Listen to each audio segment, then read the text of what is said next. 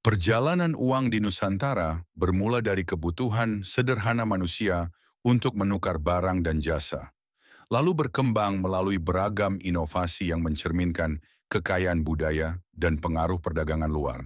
Dari kerang kauri dan batu akik sebagai alat tukar awal, kemudian mencetak koin lokal hingga mengenal uang kertas. Di era digital sekarang, e-wallet menunjukkan kesinambungan kreativitas dan adaptasi ekonomi Nusantara. Dalam video ini, kita akan menyelami sejarah uang di Nusantara dari sistem barter kuno hingga transaksi modern melalui dompet digital. Sejarah mata uang di Nusantara sejatinya bermula dari kebutuhan dasar manusia untuk mempermudah proses pertukaran barang dan jasa. Pada masa prasejarah, masyarakat di Nusantara masih mengandalkan sistem barter murni. Barang berharga seperti hasil panen, hewan ternak, dan kerajinan anyaman digunakan sebagai alat tukar tanpa standar baku. Setiap pertukaran menuntut kedua pihak memiliki kebutuhan yang saling bersilangan, seperti petani padi yang menukar hasil panennya dengan garam dari pedagang pantai. Namun, sistem barter ini memiliki kesulitan mencari dua pihak yang sama-sama menginginkan barang satu sama lain. Seiring waktu, masyarakat menyadari pentingnya media pertukaran yang lebih sederhana dan diterima secara luas.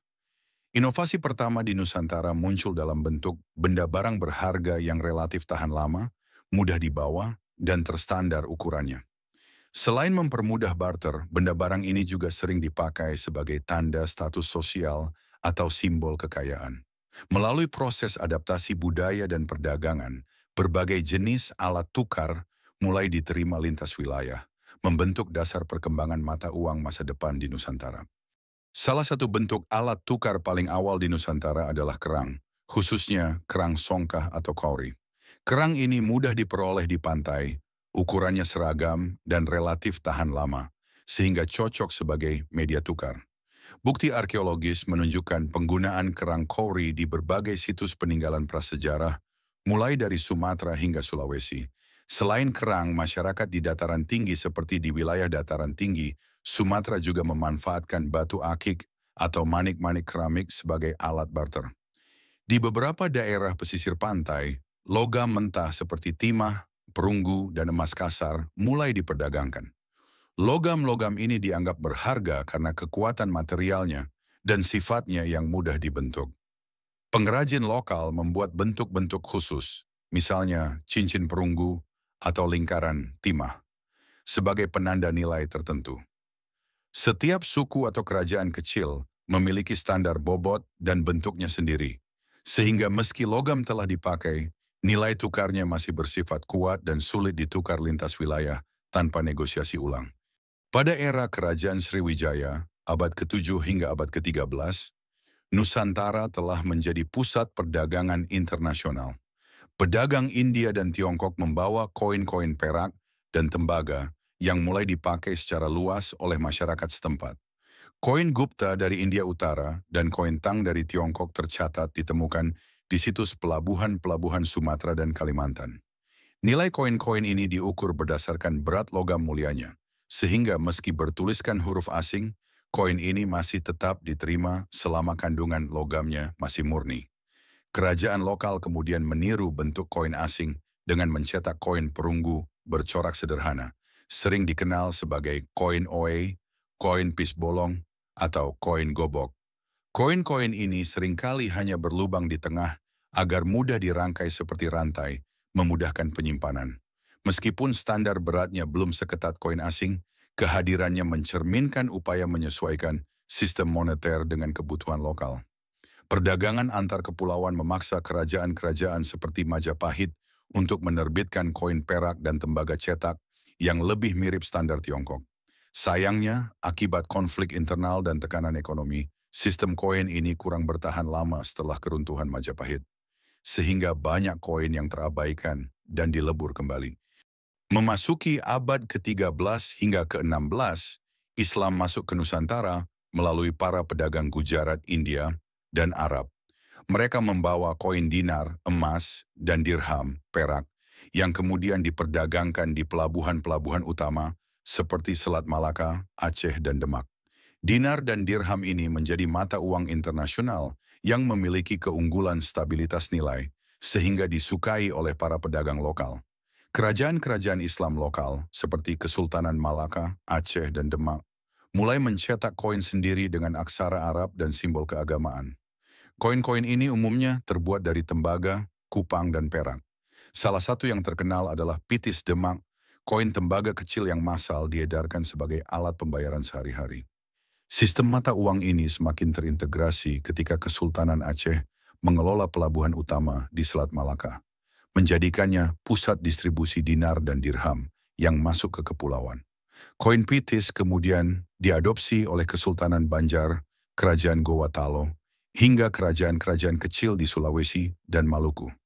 Nilai tukar antar koin lokal dan koin asing sering disepakati melalui nilai berat atau kadar logamnya, dengan penyesuaian nilai tukar yang berlaku di pelabuhan-pelabuhan besar. Kedatangan bangsa Eropa, Spanyol, Portugis, Belanda, dan Inggris pada abad ke-16 membawa dinamika baru.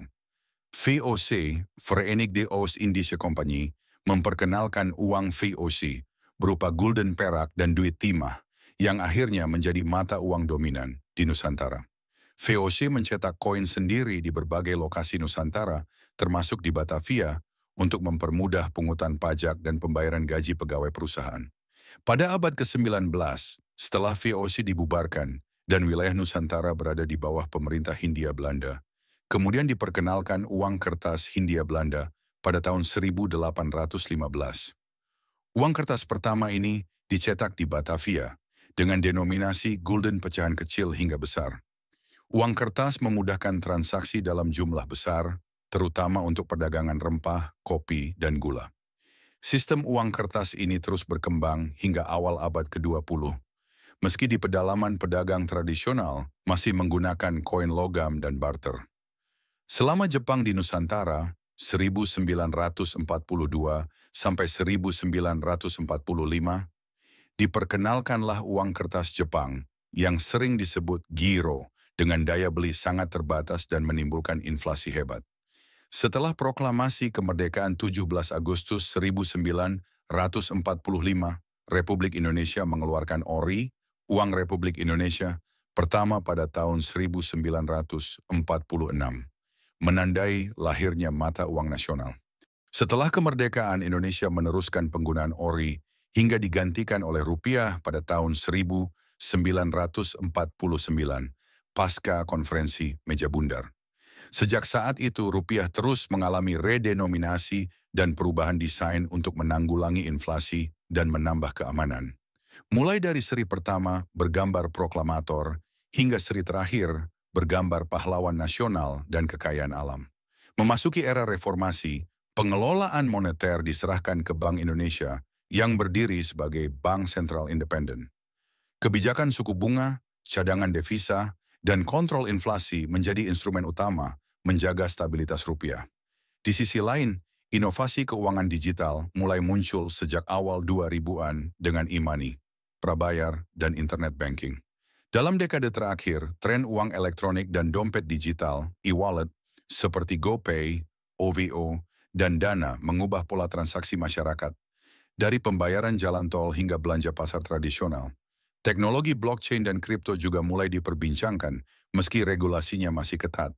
Bank Indonesia pun bersiap meluncurkan rupiah digital, e-rupiah, sebagai bentuk Central Bank Digital Currency, CBDC, untuk meningkatkan inklusi keuangan dan efisiensi sistem pembayaran. Sebagai penutup, kisah perjalanan uang di Nusantara menegaskan betapa masyarakat selalu mampu berinovasi demi memenuhi kebutuhan ekonomi, dari kesederhanaan kerang dan batu hingga kompleksitas transaksi digital masa kini. Setiap perubahan mencerminkan semangat kebersamaan dan kecerdikan lokal yang terbuka terhadap arus global. Semoga cerita panjang ini menginspirasi kita membuat sistem pembayaran yang praktis, aman, dan bermanfaat bagi seluruh masyarakat, sehingga menciptakan sistem pembayaran yang tak hanya efisien, tetapi juga berkeadilan dan berkelanjutan.